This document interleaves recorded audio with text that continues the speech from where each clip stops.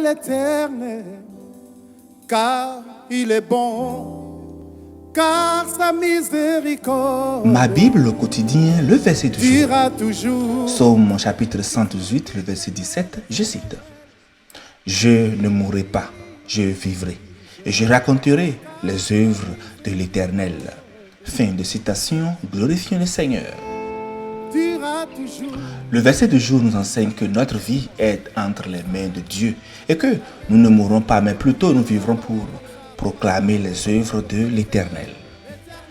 Bien-aimés, le psaume 118 est un hymne de louange et d'action de grâce à Dieu pour sa miséricorde, souvent utilisé dans les cérémonies liturgiques du peuple d'Israël et qui continue d'ailleurs dans certaines de nos églises aujourd'hui comme l'église du christianisme céleste.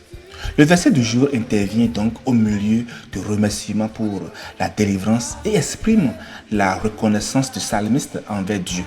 Et dans le contexte de ce chapitre, le psalmiste a traversé des moments difficiles, mais il déclare avec assurance sa conviction en la vie et en la grâce salvatrice de Dieu. Il dit au verset du jour, le verset 17, « Je ne mourrai pas, je vivrai, et je raconterai les œuvres de l'Éternel. » Le psalmiste reconnaît ici que sa vie est entre les mains de Dieu. La déclaration « Je ne mourrai pas, je vivrai » exprime une foi qui va au-delà des circonstances présentes. « Je ne mourrai pas » exprime la confiance en la préservation de la vie par Dieu malgré les circonstances adverses. « Je vivrai » est une affirmation de la vie accordée par Dieu qui indique une confiance profonde en la puissance divine. C'est une proclamation de confiance en la vie que Dieu accorde, en sa capacité à transformer nos situations de mort en opportunité de témoigner de sa puissance. Le psalmiste ne voit pas seulement la délivrance comme une fin en soi, mais il se sent investi d'une mission, raconter les œuvres de l'Éternel. Ce qui est un engagement à témoigner des actes merveilleux de Dieu, soulignant la mission de partager les expériences de la grâce divine. Ce n'est donc pas simplement pour sa propre gloire, mais pour magnifier la grandeur et la fidélité de Dieu. En clair, bien-aimé, le texte signifie que la foi en Dieu va au-delà des difficultés. La vie du croyant est liée à la vie en Dieu et cette vie est destinée à être vécue dans la manifestation des œuvres puissantes de l'Éternel. Mais notons bien que la promesse de ne pas mourir, mais de vivre ici dans le verset est liée à l'espérance de la vie éternelle offerte par Dieu à travers notre foi en Jésus-Christ. C'est une affirmation de la victoire sur la mort spirituelle et éternelle par la grâce de Dieu. Jésus nous dira dans Jean 11, les versets 25 à 26, « Je suis la résurrection et la vie.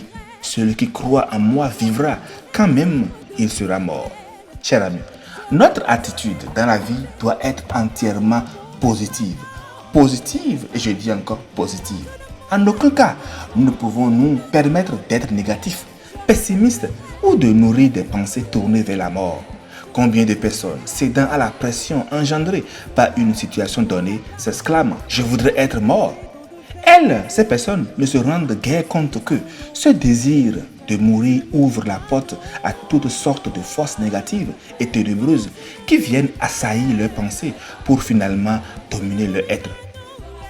Ce qui a commencé comme une réaction insignifiante et irréfléchie face à une pression passagère peut se terminer par une réelle tragédie. Et nous avons plein d'exemples dans notre quotidien que vous pouvez remarquer vous-même. Dans Deutéronome 30, le verset 19, Moïse pose aux Israélites cette même question. « Aujourd'hui, je place devant vous la vie et la bénédiction d'une part, la mort et la malédiction d'autre part. Choisissez donc la vie afin que vous puissiez vivre, vous et vos descendants. » Mais bien aimés, combien d'entre nous comprenons que la vie exige un choix de notre part? Nous ne pouvons pas juste nous soumettre passivement aux circonstances en disant « advienne que pourra ». Non, Dieu place un choix devant nous. D'une part, la vie et la bénédiction. D'autre part, la mort et la malédiction. Nous ne pouvons éviter ce point essentiel. Ne pas choisir, c'est faire le mauvais choix.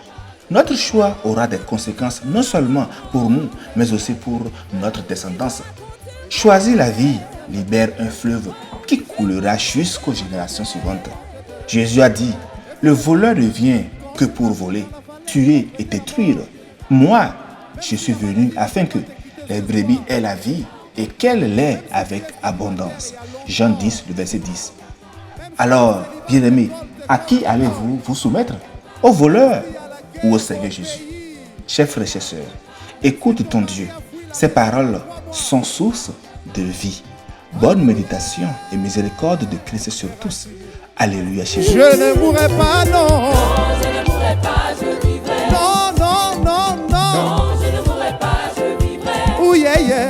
Et je raconterai les œuvres de l'Éternel. Yeah, yeah, yeah. Je raconterai les bontés de mon Sauveur. Non, je ne mourrai pas, non. Non, je ne mourrai pas, je vivrai.